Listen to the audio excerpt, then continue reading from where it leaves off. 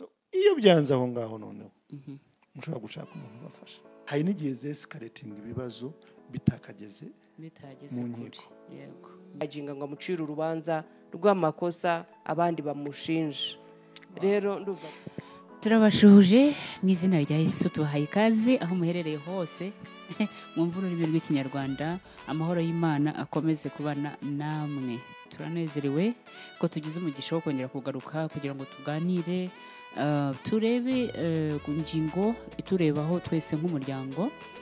Ni Emerita Kaminka, ntabwo ni njye nyine, turi kumwe na bagenzi banjye Devota Mukamwezi, hanyuma turi kumwe na Agungire Godfrey. tubahaye ikaze mwese. Turi abajyanama b'umuryango tukaba mu buzima nanone bwo mu mutwe, tukaba mu bintu byinshi bitandukanye, ariko byose bifite aho bihuriye n'imibereho y'umuryango. Niyo mpamvu rero dukunda kuza kugira ngo tugire ibyo twiyungura, kandi turabashimira cyane ubwo mukomeje kutwiyungaho. Tubahaye ikaze, ndetse n'abaduha ibitekerezo, n'abatubaza, n'abaduhamagara mu buryo butandukanye. Imana ibahe umugisha. Twemerere rero dusenge, hanyuma tuvuge icyo tugiye kuganira. Imana yacu mu izina rya Yesu, turagushimiye cyane ku rukundo rwawe. Urakoze kuduha umugisha, urakoze kuduha ubuntu bwo kuza kugira ngo twongere tugire umusanzu dushyira ku buzima bw'abagize umuryango. Mwuka wera, ntabwo twabikora tutari kumwe nawe. Reka uganze kandi utegeke, ndetse ugira umuntu ukiza, ugira umuntu ubohora, ugira umuntu wongera guhagurutsa, umuvane ku rwego rumwe umujyane ku rundi. Tubisabye Imana Data mu izina rya Yesu, amen. amen.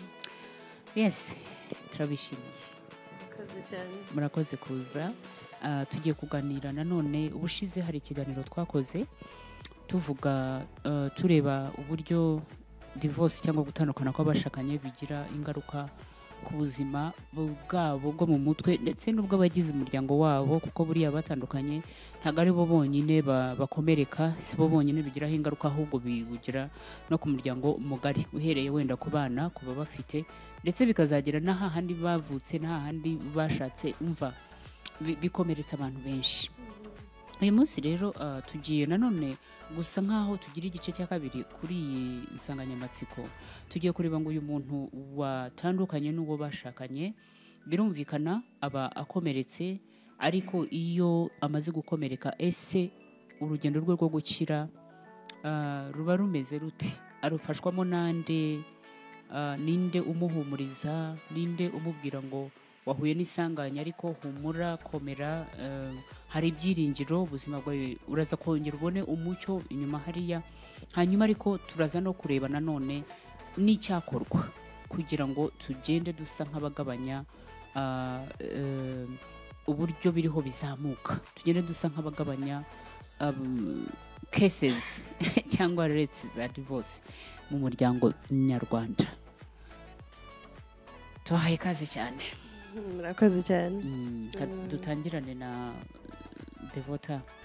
Aba bantu baba bamaze gukomereka already, twamaze no kubona rwose ko ubuzima bwabo bwo mu mutwe buba bwahungabanye mu buryo bukomeye, ariko hano hanze mu muryango wacu, haba ari umuryango bavutsemo, haba ari umuryango bari bashatsemo, haba ari mu itorero aho basengera, haba ari mu kazi aho bakorera, ubona tujya tubafasha mu rugendo rwo gukira, cyangwa turabatererana? Niba se tugomba kuba tubafasha, twabafasha dute? Cyangwa niki cyakabaye gikorwa kugira ngo tubafashe muri urugendo rwo gukira, kuko baba barwaye, baba barembye actually. Iki ni ikibazo cyiza. Ntekereza ko tutari busoze muri iki kiganiro tugishoje neza, ariko aho tuza kugisubikira turizera ko hari abantu tuza gufasha. Yes. Ngira ngo ngisubiza, reka ntangire gutya. Turacyakeneye gukora awareness nyinshi, cyangwa kumenyekanisha buryo ki aba bantu bafashwa. Yego.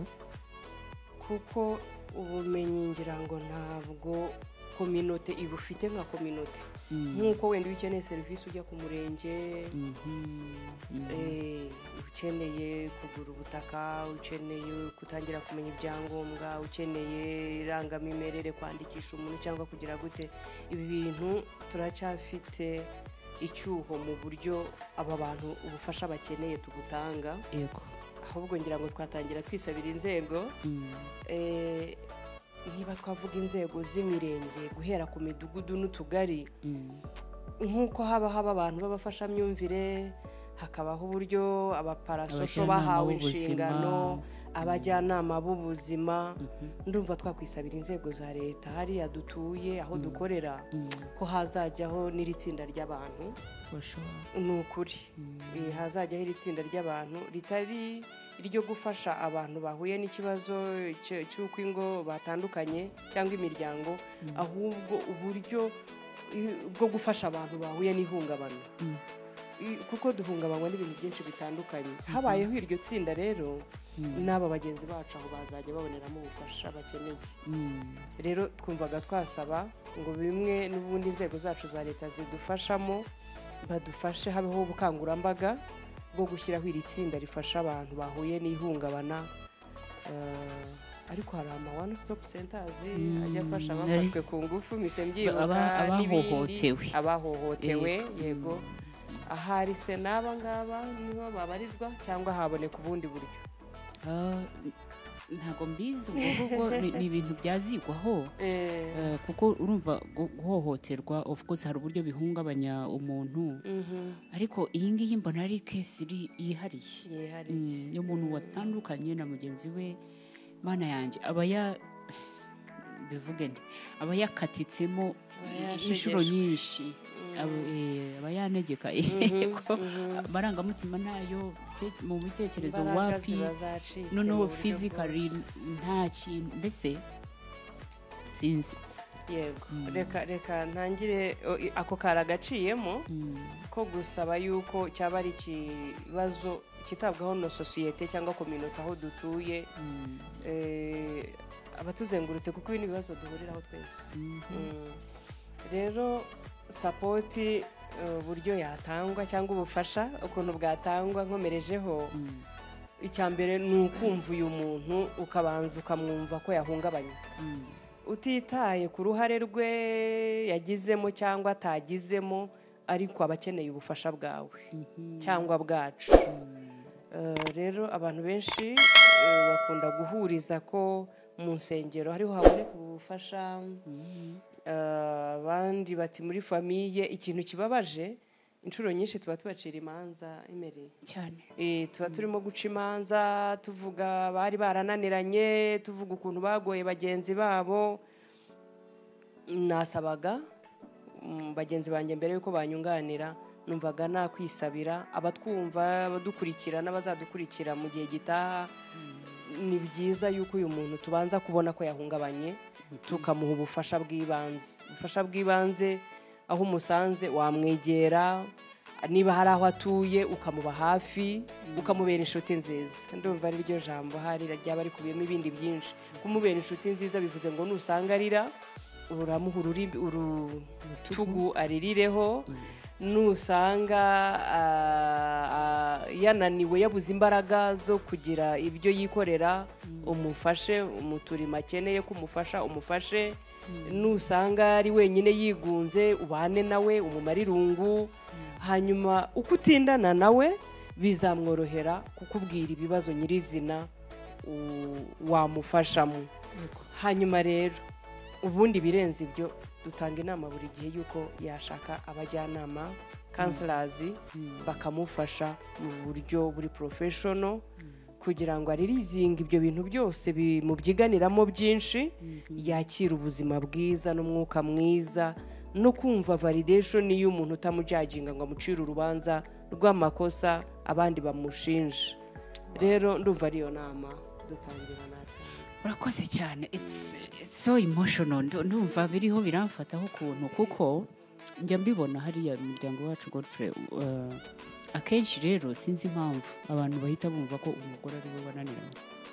Akenshi pe mu myumvire yacu mu muco nyarwanda, ntabwo abantu bumva ko umugore agomba gusenya. Niwe wamenyerewe ko agomba kunambira abana, niwe wamenyerewe ko agomba kwihangana. so iyo urugo rusenyutse akenshi usanga amabuye arimo guterwa umugore, ariko mu by'ukuri bose ingaruka ziba zabagezeho, yaba umugore yaba umugabo, kandi turanabizi ko bose baba bafite uruhare, nubwo rwashobora kuba rutangana, ariko nyine hari ibintu baba barananiwe guhurizaho bombi aba bantu. ako kantu uvuze ngo bavuga umugore, ugiye kureba community zacu ukuntu zubatswe, mu cyongereza turi muri patriarchal society, nubwo tugenda duhindura imyumvire n'iki, ariko turacyari muri ya template ya kera, aho ibintu byose byaribaga, kuko urebye no muri Bibiliya umugabo niwe wandikaga urwandiko rwa divorce, ariko ntabwo wumvaga part y'umudamu. So aho jyewe ndibaza Bible scholars batubwire iyo umugore we yarambirwaga yumvaga bibaye too much, we yabigenza gute? Ariko ibyo maze kubona nuko nta jambo yari afite aho ngaho. So umugabo niwe wakoraga iki, niwe wamusendaga. So today uyu munsi usanga niyo umugabo rero wari ufite amakosa, akenshi bavuga umugore ngo yashatse umugore udashobotse, ariko nyika ko buri muryango uteye ukwawo, every family is different.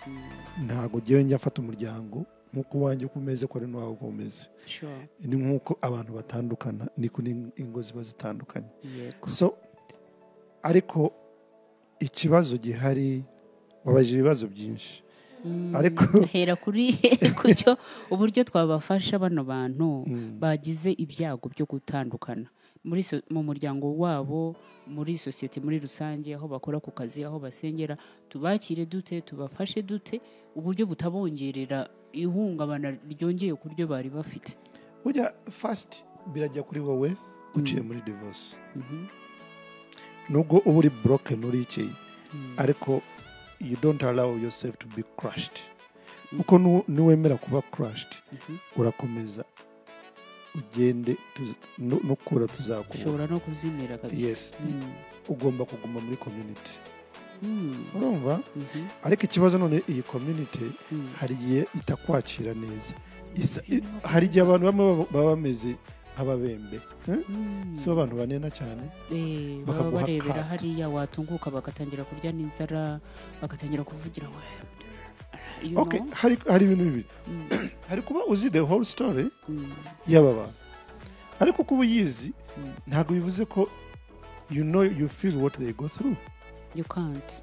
Ntabwo, kuko niba umuntu ahagera kuvuga ati manitse amaboko, no kuvuga ko aba yagerageje. Yego, kandi iyo mugane yagiye umuntu atakubwira byose, urumva. Ariko uyu muntu burya ajya divorce ntabwo ari event y'umunsi umwe, ni ikintu kizana the storms of emotions zitandukanye. Ukumva uri isolated mu rugo rwawe, ukumva uri isolated udashaka kwegera n'abantu, ku buryo avuga ati ibi birahagije, let me get out. Aho ugera kuvuga ati birahagije, none ufite n'abana, none burya iyo ushatse imiryango yose ibaye umwe, umuryango w'umugore n'umugabo. None imagine ba bantu bose barabatumiye, baraje baba witness muri uwo munsi wa uniting you with your wife or your husband and the church, noneho you are breaking up. Izi family amakuru araza kubageraho cyane, barabyakira gute? Baratangira kugucira imanza, hari umugabo mubi, mwene wacu mututinze gutya na gutya, impande zombi ziravuga.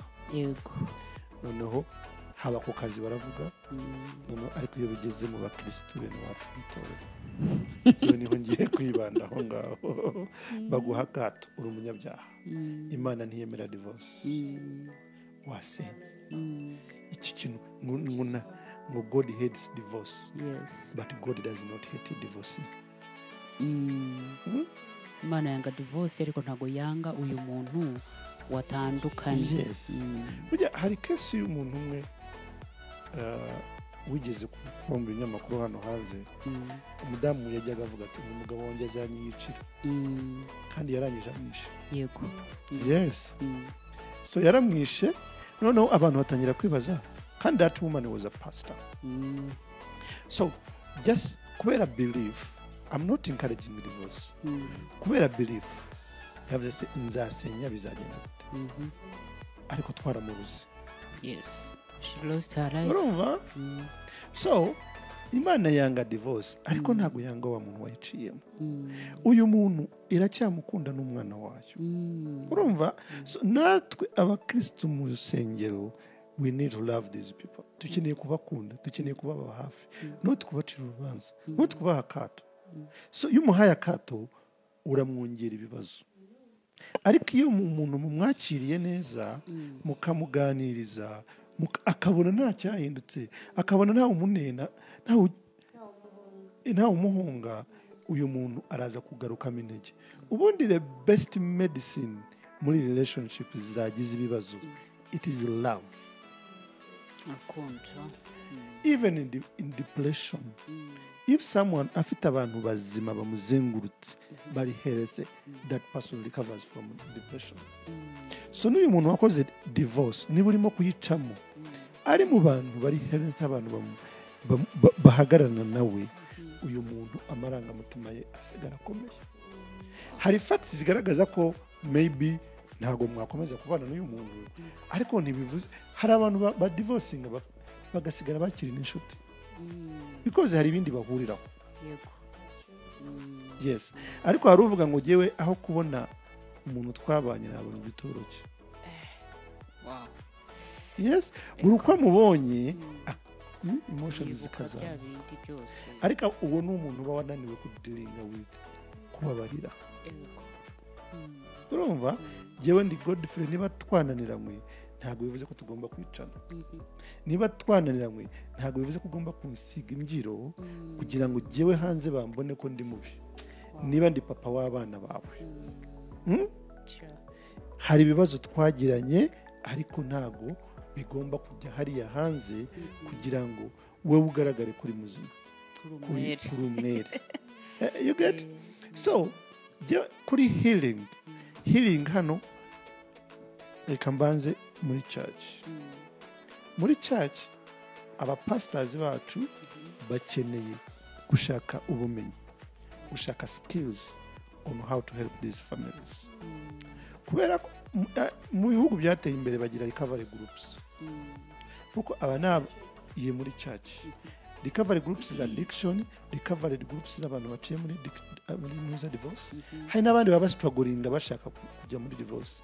Hari classes zigomba gutangwa mu matorero, ariko se mu itorero dufite ubwo bumenyi?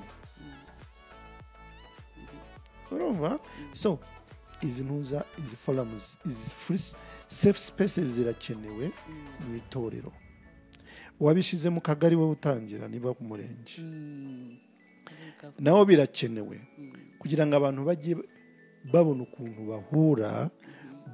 Uko iyo turi muri recovery group, hari igihe winjiramo hari abandi barimo bagiye gusohoka, bashobora kukubwira urugendo rwabo, ukabona bo ibyiringiro byaragarutse. Bisa nkaho nk'iyo abantu ngo bagiye baguhohereje muri gereza, usanga bamaze imyaka bakiriye ibyababayeho.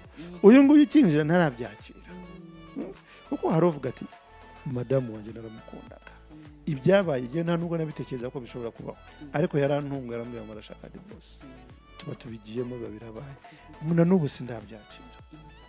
So yaragiye divorce, umwana yikoze na n'ubu nturabyakira.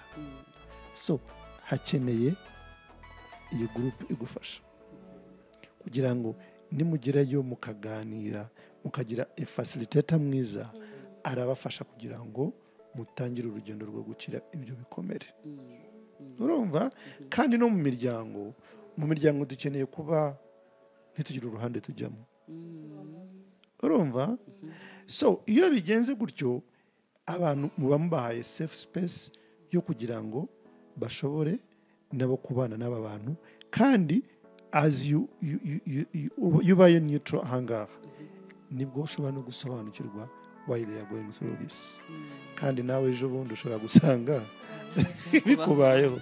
So healing ntabwo ari umunsi umwe nk'uko na divorce itaba umunsi umwe. Yes, so ni urugendo rurerure ugomba kugenda wa acceptinga ugomba kwemera ibyabaye kandi there is a life after divorce.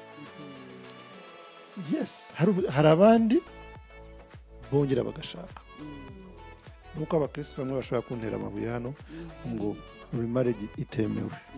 Iyo ni topic iri theological, maybe tuzayiganira ko tuzayiganira undi munsi. So iyi recovery ikeneye, it is a step by step, nkuko wubaka inzu ushiraho itafari irindi. So n'uyu muntu abatangiye urugendo rwo gukira. Ukugenda ukira ni kugenda ugarura ibyiringiro, ugasanga wa muntu arakize, asubiye muri society, abaye productive. Hari abantu bagira divorce n'akazi akagata kwitorero ntasubireyo. None se uwo mushumba ubuzuye iyo ntama we yungutse iki? So we need to do something about it. Wow, urakoze cyane.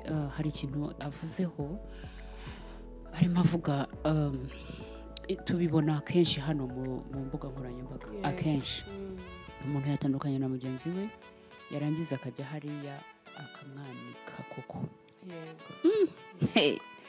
akavuga ibintu, akavuga ibindi.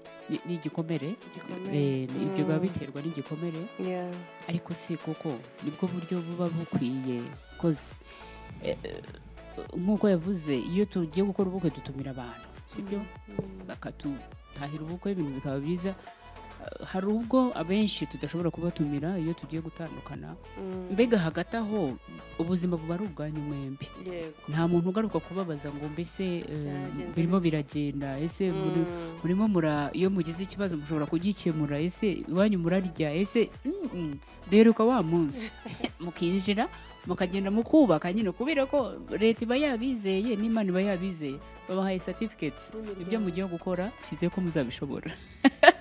So koko birakwiye ko niba mumaranye iyo myaka 2 cyangwa 10 cyangwa ingahe, hakagira ibintu bidakunda, mukwiye kuza kubishyira hariya kugira ngo abantu bose babimenye n'abatari bari mu rugendo rwanyu. Icyo kibazo rero nta yego cyangwa oya bihari. Aba bantu nubwo tugenda tukaba bahamya bo guhamya yuko urwo rugo rutangiye barushinze, ibyo baba bapakinze mu mavarize bajyanye muri urwo rushako ntabwo tuba tubizi. I know. Kandi biba ari ibintu bitandukanye cyane. Mu kiganiro ushize twakoze twavuze yuko hari izindi packagings cyangwa izindi mitwaro, hari ibintu baba bitwaje bapakiye, yindi mizigo cyangwa packages bapakinze. Hari ibipakinze mu mitima, muri personality, muri character, byo bitagenda muri ya mavarize ariko bigenda muri ya mitima igiye guhuza urugwiro no bigenda mu bantu bagiye kubana, bigiye pakinze mu mitima no mu bitekerezo. Ibyo rero nibyo biditamininga nyuma yo kutumvikana uko umuntu azitwara nyuma yo gutandukana na mugenzi we. Kuko burya hubaka character, bwa buranga budukurura bukaduconnectingana, ya mirimo za konte, biriya biza ari inyongera kuri personality y'umuntu na character ushatse, imiterere y'umuntu ushatse. Rero iyo duhuye ndi umushizi w'isoni, niyo n'abandi mu rusengero, burya yarabivuze ngo turavuga ati n'umuntu kugira ngo akire abihitamo akemera kuza muri societe, ntiyigunge ntiyiheze. Rero no mu rusengero umuntu ahitamo kuba transformed, ukaza mu rusengero ugasuka umutima wawe, ukemerera Imana n'abo yaguhaye kukuyobora, ugatangira urugendo rwo guhinduka mu ngeso, mu myitwarire, mu mivugire, uko ubanira abandi. Icyo no mu myifatire, icyo ni icyemezo dufata nk'abantu. Naho ubundi no mu nsengero ni nacyo kibazo dusigaye dufite, ko tuba tugwije abantu batahindutse, kandi tuba twaje twitwa abakristo tugomba gusa na Kristo. Ariko gusa na Kristo ni icyemezo ufata ukabihitamo. Iyo utabihisemo rero ubamo uri wa wundi. Yego. Uko winjiye mu rusengero usa ukazarusohokamo cyangwa ukazarugumamo utarahindutse, ugishira isoni, uginanirana, ukigorana, abantu bakajya bibaza abone ari kuri abakizwa sinzajyayo. Sibyo. Niba ari uko abarokore babaho sinzaba we. I mean rero ubwo nasasiraga ikibazo mwambajije ariko kuba umuntu atandukana na mugenzi we akajya kumwanika akajya kuvuga ibyo bapfuye byose ku mbuga nkoranyambaga mu by'ukuri siko byakabaye bigenda ariko tuzirikane yuko bari abantu ruba ari urugendo bagendanye rubishye kugera aho bafata icyemezo cyo gutandukana baba barakomerekeranyije cyane tubivuge cyane pe kuko igikomere iyo ubaye uri bukihanganire ngo uhishire mugenzi wawe ntabwo bigera kuri nivo ya divorce iyo byageze ku kigero cyo gutandukana biba byarenze ibyakwihanganirwa abantu kwihangana baba barihanganye bikagera aho bikanga yewe tubanze tunisegure n'ubushize twariseguye ibi biganiro impamvu tubitambutsa nuko tuzi ko hari abantu bari muri ubu buzima ibi tuganira hari ababirimo babibayemo nk'ubuzima kandi turabakeneye rero kugira ngo mukiri iyo mitima mwongere mwibone muri sosiyete mwongere mutange umusaruro mwongere mubeho kuko divorce irakamura ikamura amarangamutima ikamura umunezero ikamura ibyishimo itanga imbishye umuntu aba akeneye gukira kugira ngo yongere ahumeke umwuka mwiza aryoherwe n'imibereho apanga imishinga yayikore rero birakeneye ko mukira ibi biganiro bigamije kugira ngo mumenye mwakira gute mwakirira hehe ni hehe mwafashirizwa niyo mpamvu twatangiye dushakisha mu nsengero muri community mu mirenge mu tugari hahandi dusanzwe dukura sapoti hagombye kuba icyumba n'aba bantu bakiriramo rero ikibazo mwari mumbajije nkisoza nuko uko umuntu ateye niko agaragaza mugenzi we iyo bashwanye batumvikanye bagize ibyo bapfa akavuga Godfrey yaravuze ati aho kugira ati hari abavuga ngo aho kugira ngo nkomeze mubone nabona imva ye nabona igituro umuntu wumva kubona igituro byamurutira kumubona mugenzi we agenda ahubwo ibyo avuga kuri social media hari biba ari bike biba ari bikeya nubwo duseka birababaje yego ariko twashakaga gutanga inama yacu cyangwa itafari ryacu ku miryango nyarwanda yuko bibaye byiza aba bantu nta nubwo bategereza kubona recovery room yo Godfrey yaratubwiye nyuma yo gutandukana bagombye gutangirana urugendo muri iyo recovery ntibarikavaringe divorce bakarikavaringa muri process bigatuma batagera kuri divorce hakabaho uburyo bwa prevention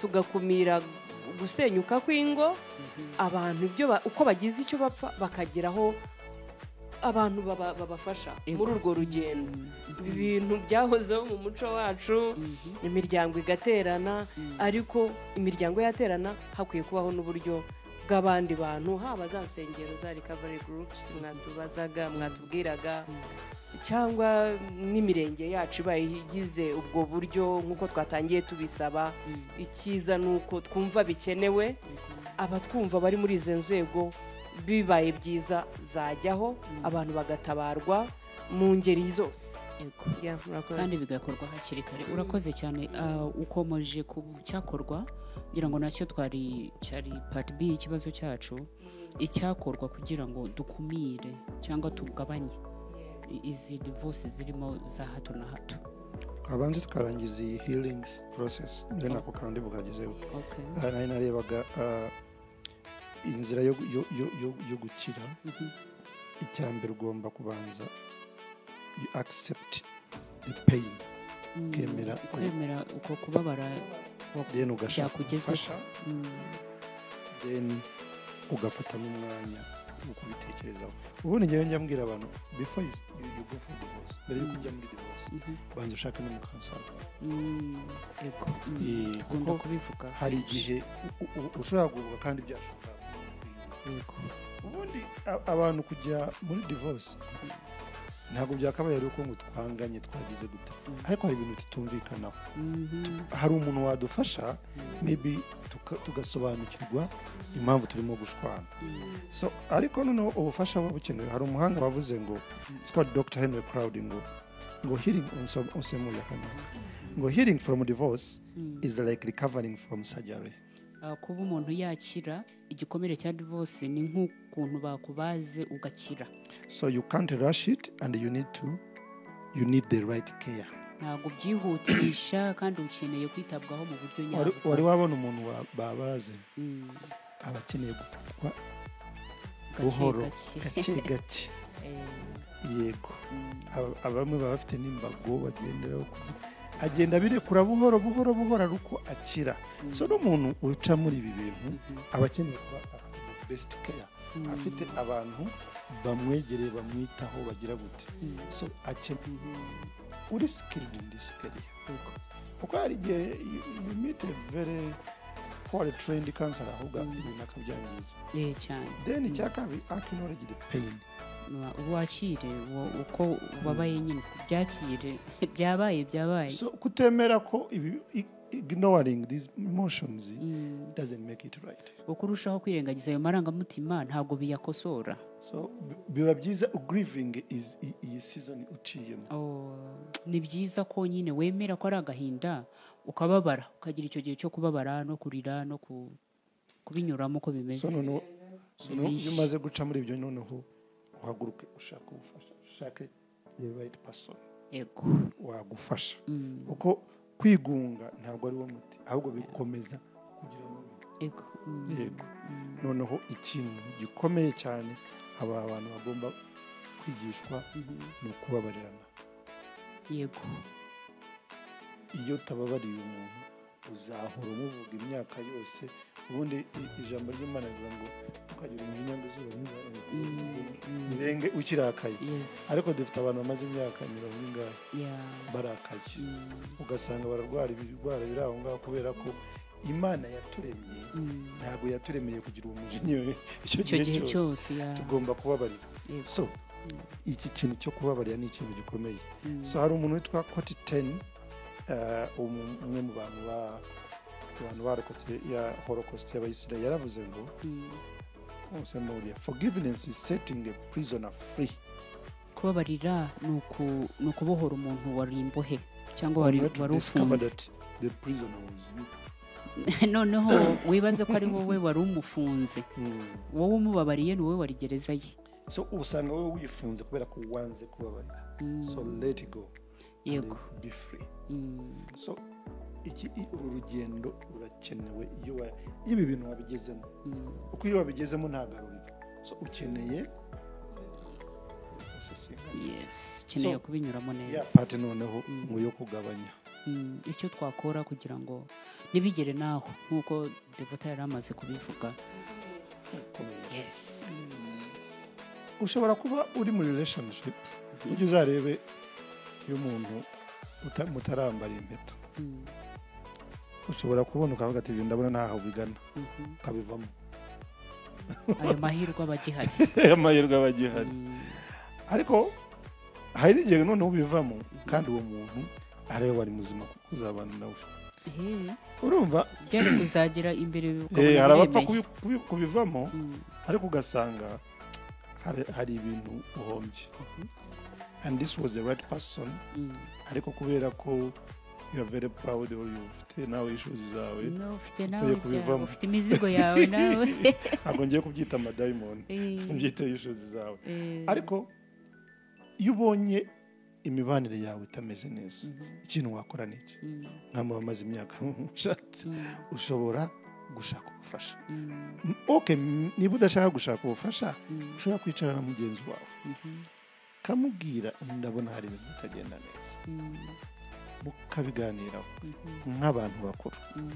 Urumva kuko burya kujya mu nkiko ntabwo ariko gukemura ibibazo. Kujya ku kagari jyewe ntinya ku kagari burya ibibazo byanjye byageze ku kagari. Oh my gosh. Cyose ibyo urimo kuvuga n'undi muntu niko abitekereza avuga ati aha kugira ngo ntware ibyanjye hariya reka mbigumane. Kandi kubigumana is not ntabwo birimo biramufasha. Hari ubigumana ariko Imana impera aba bantu the grace ubuntu kugira ngo bashobore kuganira. Nimuganira hari ibyo mucuti byari byo kuko umuntu ashobora kugufata uko utari mugenzi wawe akishiramo ikintu ujye uzarebe. Hari nk'abantu bafuha yabona umugabo agiye ati tubaragiye akakishiramo nkaho afite na facts ugasanga umuntu cyaramuzonze ejo bundi akagira kuzinukwa ariko aramutse nakubajije ngo ugiye wari wagiye hehe ushobora wagiye no kureba sister wawe urumva yes yewe ari mushiti wanjye baramubwiye ngo nabonye umugabo wawe ahagaranye n'umukobwa akakobwa ahangaha kumva umuntu bari bahagaranye yari sister we ariko umugore yarakaye yagize gute. So sometimes hari abantu bigira ba fact checkers bakaguha amakuru atariyo ugasanga noneho abanyamakuru turabashuhuje. Abanyamakuru ni benshi batari umwuga baba batatumye. Iyo relationship yawe ifite issues icarana mugenzi wawe mu biganire nk'abantu bakuru mwubahane mutangire kumugira gutyo mugaraguza gati muganire nk'abantu bakuru mubaze igihe ndumva bimeze gutya iyo ukoze gutya it hurts me mu biganire. So iyo byanze aho ngaho noneho mushobora gushaka umuntu ubafasha, ariko jewe numva aho ngaho niho bipfira, aho ibintu biza bikapayiringa ugasanga noneho uzindutswe mugenzi wawe ukagenda unamuvuga hanze ahangaha. Burya iyo impamvu umuntu avuga ni ukugira ngo afiringe abe justified mu byo yakoze, uwe yumve ahindutse umwere ku ruhande rwe. Ikindi abashaka no uko abo bantu bamwa they afamu haba bamubwire ko ibyo arimo nibyo. Yego urumva burya especially like women bagira network nyinshi, agira ikibazo cyakakivuga yakivuga kumva araruhutse, because aho ngaho niho hari nest ye yumva agiye kuruhukira. Hahandi yaruhukiraga kuri mutware we ntabwo cyaruhukira, so agiye muri group. So iyo bijyanye muri group ni bangahe babyumvishije barabigarukiriza hehe. Noneho uyu muntu namaze kumva ko kandi kanaka yavuze ibye ugasanga agiranye ikibazo na ya group yose. Noneho bose bakazavuga ngo ariko umugabo wawe yaragowe. Sibyo se birakugarukira. Yes. So tukeneye kugira ibanga. If you love someone agomba kumwandarika kandi muganire neza kugira ngo mushobore gucoca ibibazo. Iyo ni imwe ingenzi wanciye yakora. Urakoze cyane. Ashoje agira ati tugira ibanga ariko kandi mukunda no kutubwira ngo dushake ubufasha. So dutandukanye kugira ibanga n'ubufasha tuba tuvuga ntago ibintu byawe bibwira umuhisi n'umugenzi. Ugomba kumenya umuntu w'umwizerwa uri busange ukajya kumuganiriza ikibazo wagize, kuko ntago bugiye kumubwira ngo akwamamarize kugira ngo igihugu cyose kibimenye, ahubwo bugiye kugira ngo mufatanye, agufashe akugira inama, agufashe mufatanye kwikorera uwo mutwaro no kugendera muri urwo rugendo kugeza igihe bizakemuka.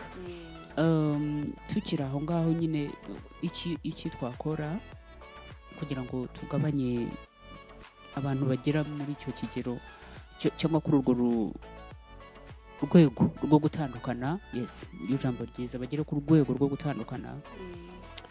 Mu bantu tujye gushakaho ubufasha turabizi neza twese hano turabakristo kandi turabakansiransi.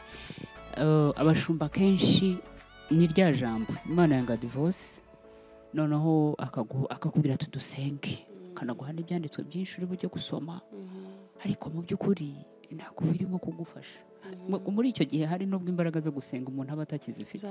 Yemwe n'ibyo jambo akubwiye kujya gusoma ukarisoma gusa nk'uko wasoma ikizi, ntabwo bifata, kuko mu mutima harimo ibintu hari arabira. Yes, n'iki cyakorwa aho ngaho?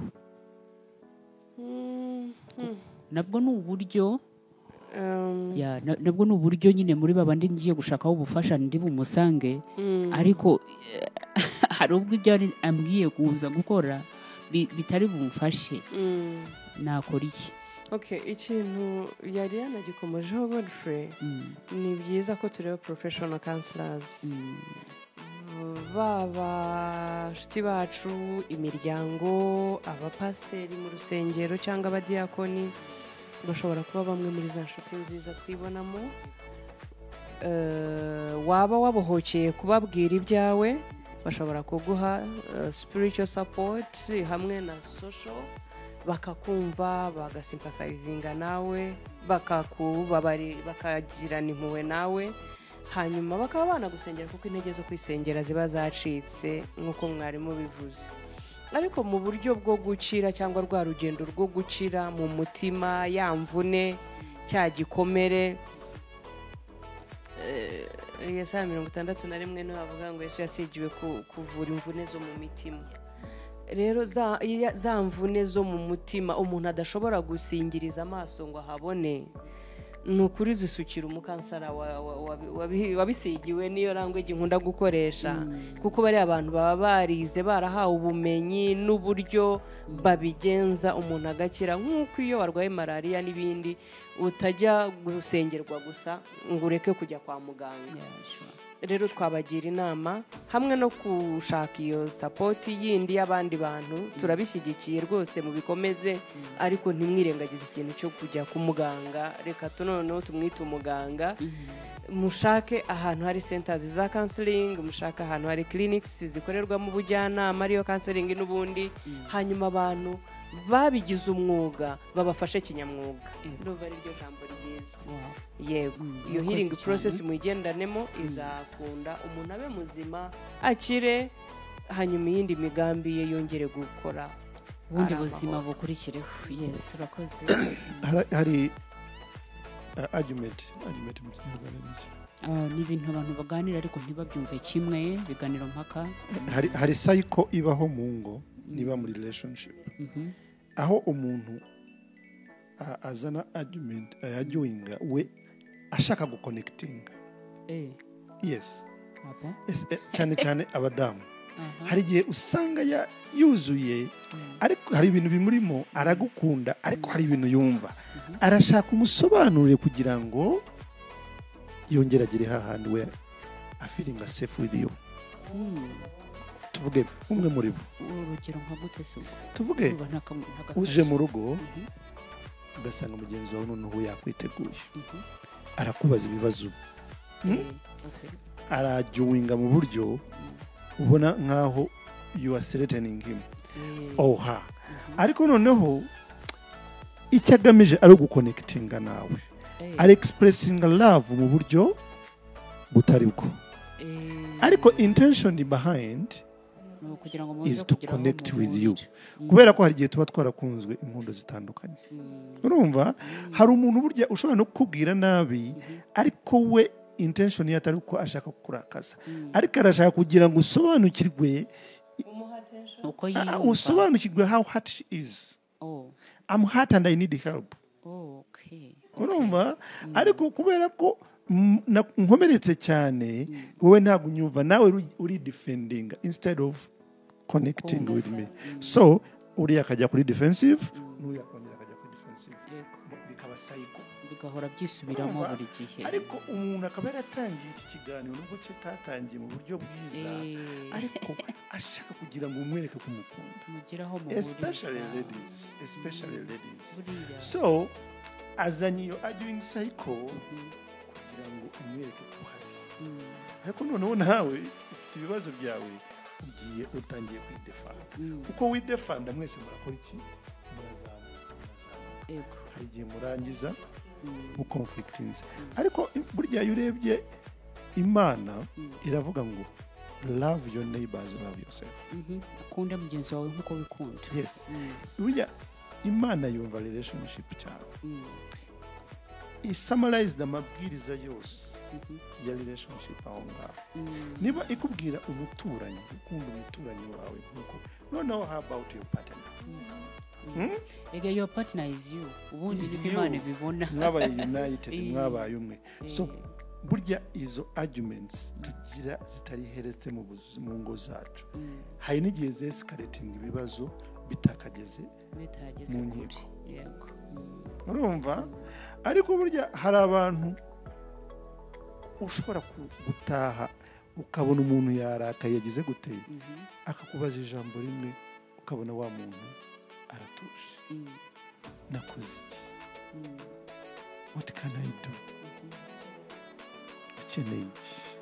habaga I need you ntabwo twarakubuze uzabone nk'umugabo utaba mu rugo abana bararakara umugore akarakara banamubwira turagukeneye ahubwo akongera agakomeza akabakomeretsa so they say that not because they hate him barabivuga kubera ko bamushaka bamukeneye mu buzima bwabo bwa buri munsi baramubuze so iyo umugore akubuze hari igihe nyine abisohora akabisohora nabi urumva yes hari n'abana nabo noneho iyo abana bagiye muri drugs kujya nuko babuze urukundo barashaka kuzuza iyo void icyo cyuho with drugs because drugs makes them high zibagira high urumva bakumva bameze neza kujya kanya gatoya ariko nuko babuze urukundo so urukundo niyo medicine y'ibi ngibi byatubuza kujya muri pain if we love the right way tukunze mu buryo buzima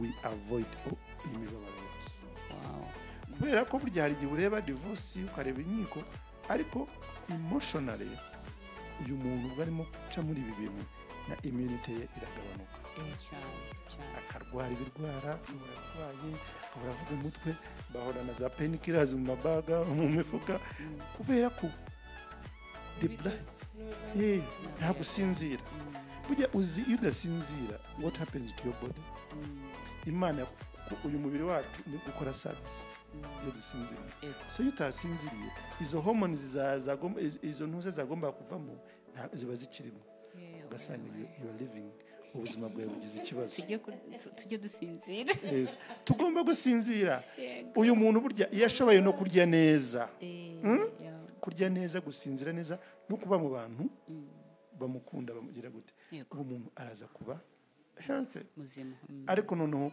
ya psycho tuyirinde ya psycho tuyirinde kugira ngo bagenzi bacu bumve ko tubakunda okay murakoze cyane ndumva mu byo tuvuze twakora kugira ngo twirinde kugera kuri cya kigero harimo ikintu cyo kuganira cyane abantu kuvugana rwose niba hari ibibazo mugerageze mubivuganeho mwembi nibibananira muhamagara abantu babizerwa babafashe ikindi tubonye yuko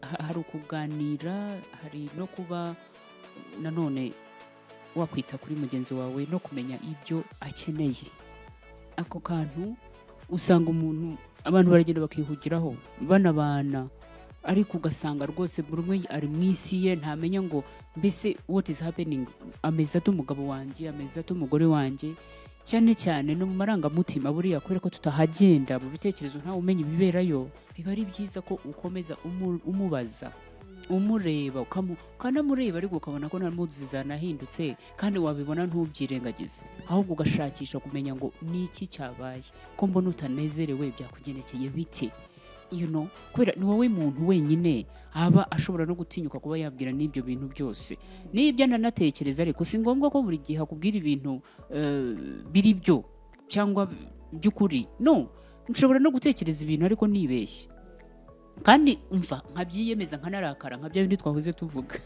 ariko iyo mbikubwiye uravuga ati mbese nicyo cyari cyakurakaje reka humura buriya runaka ni gutya buriya byagenze gutya byagenze kuriya umuntu akaruhuka aho kugira ngo byibikemo mu kanya bize kukurwaza umutwe bikubuze gusinzira kandi nta kuri kurimo ni byiza ko mubivuga iki ni ikintu gikomeye cyane ni urukundo dukundane kunde umugore wawe kunda umugabo wawe mukundane izuba ryavuye mukundane imvura yaguye mukundane hari ibintu bihari hari n'ibidahari mukundane urukundo rutwikira ibyaha byinshi niko Bibiliya ivuga na divorce aho ngaho yewe amagambo yanjye yanyuma nuko nshaka kumubwira ngo ntabwo ari wenyine hari abakigukunda kandi the future is not over hari ubuzima nyuma ya divorce wari wabivuzeho kuko hari kandi ni heza gukira bitwara time bisaba kwizera bisaba na support and the right mindset.